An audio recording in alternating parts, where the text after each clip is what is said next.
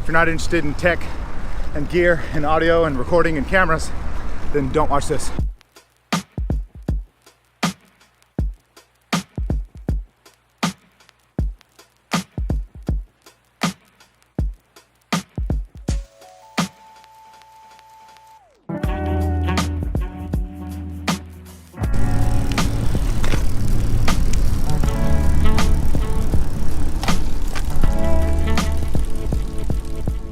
So I was just going for a ride and hooked up my GoPro to a new mic that I bought.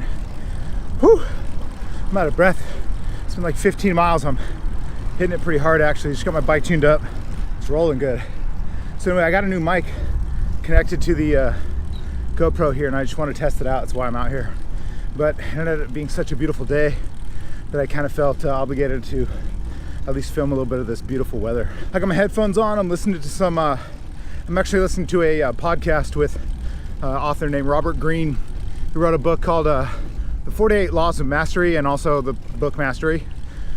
And so now that I got my audio test out, high and rolling right now. All right, so now we got traffic. We got a new stop sign put in. Just passed it right now, as if Old Town Clovis needed a new stop sign. Anyway, we're at higher speed now. We got cars and fire trucks going by. So again, I'm just using a moment to test audio on this microphone, see what I can and can't do with it. This is going to conclude my 15-mile round trip. GoPro, Go Mic, Micro, Go Road, whatever the fuck they're called.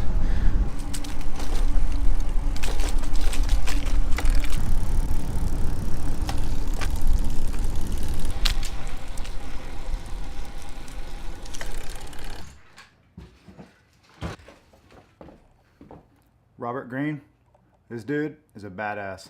I want to influence them. I want to get inside your skin, inside your brain, and alter how you look at the world. All right, here we go. Here's the setup. This is definitely not the most beautiful thing you've ever seen. All I did was grab a grip real fast. It's almost like a bicycle grip that goes into the mount down here for my bracket. This bracket's like a V bracket.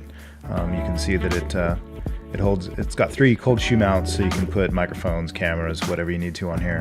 I'm just showing this because it's what I just put together real fast with minimal effort to be able to show you how I got this microphone on here, why I used it like I did, and how the audio came out. The only dilemma that I have, and that's mainly because of the bracket that I'm using, there's different ways to configure this. One great way would be have the microphone maybe a little further back from the camera so that it doesn't show up in screen. You can see it down there at the bottom. One way to get around this is just angle the camera a little. So when you're looking at it, it's the camera's kind of looking a little different. So the problem is now the camera's kind of pointed up at you and the microphone's kind of pointed down. It's not too big of a deal. It just also makes it a little awkward when you're holding it because now you got to really turn your wrist. And if you're doing a selfie mode and you're turning your wrist, it's a little uncomfortable. But I'll take this dead cat off here. And so don't mind my mastery over here, this business.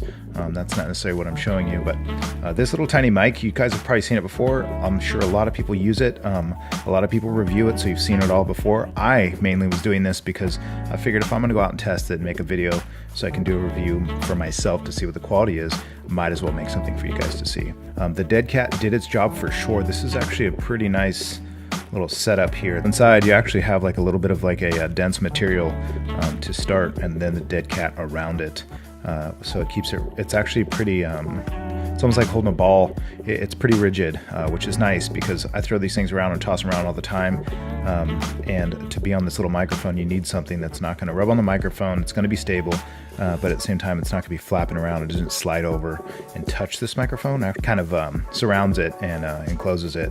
And it definitely did its job. You heard that. Dead cat, pretty basic shit. It's not actually as small as I thought it would be online, and when I looked at it, I actually thought it would be quite a bit smaller. It is called a micro, and even though it's a microphone, and it is small for a microphone, I don't know that I would call it micro, but I guess, to be real with you, the quality that comes out of this thing, and for the size of it, I would say maybe that's legitimate to call it micro.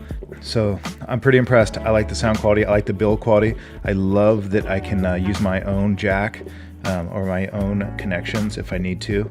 I do appreciate the fact that it has flexibility, so it's not just this big cable laying around. So this thing is incredibly compact, really fucking useful. I'm pretty impressed. I think it's maybe needless to say, but I'm not sponsored or getting paid or anybody encouraged me to make this video. I just like to use shit that works. I like stuff that's solid. I like things with good build. This thing is definitely, it feels rigid. The microphone itself's all metal. There's no plastic in this.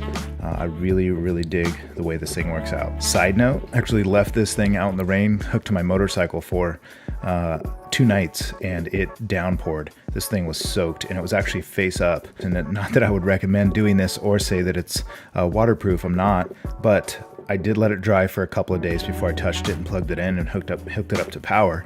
I am incredibly impressed with the quality of this thing. I mean, would I recommend it? Of course I would. I'm gonna show this real quick because a lot of people complain about this. Let's take this gaffer's tape off real fast if I dare show you my professional job here. This is actually a adapter you have to buy to be able to hook up a 3/4 inch jack to get a microphone into the GoPro. There's no other way to do it. All the GoPros so far as I've ever had all needed some sort of adapter or microphone specifically for the jack within the GoPro and the audio system there. It's a little bit annoying, but this I actually think I understand more than any other GoPro before, even though people complain about this. You know, this is not cheap. You do have to purchase this separate from the GoPro, so it ends up being an extra cost. You know, if it was $15, $20, $25, it wouldn't be such a big deal, but I think it's almost 60 or 70 US. That's kind of a big deal for just an adapter, except for the old GoPro. You know what? I'm gonna get you one and show you. So this is my first GoPro I've ever bought. And to hook up audio to this, you actually had to use this mini port here. And to do that, to put the microphone adapter or a microphone with that port into this camera, you can no longer charge the camera. I can't use the audio and charge it at the same time, so it's going to be one or the other, which really is kind of a bummer. I mean, I definitely worked around it, but I have to say, hooking this to my helmet, having this adapter, and then having the ability here to USB-C charge this camera through this adapter while also having my audio. You know, sometimes my audio is hooked up to this micro Rode mic, but it's also hooked up to a microphone that's embedded into my motorcycle helmet, which helps, you know, cut down wind noise. Otherwise, you really on a motorcycle, you wouldn't be able to hear me without a microphone inside my helmet.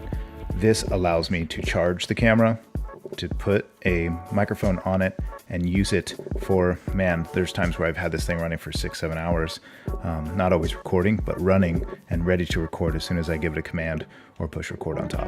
Here you go. That's the Rode Micro. Pretty badass.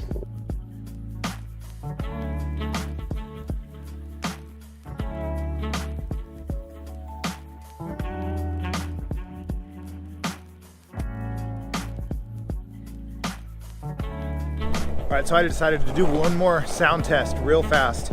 I want to show you guys what it sounds like in the GoPro without the micro Rode mic, and you'll be pleasantly surprised to realize how good this audio currently right now sounds as opposed to this. This sounds horrible. I know this sounds horrible because I've done it before. I've used it plenty of times, especially when there's any sort of breeze or wind. Now you guys can see the difference between those two.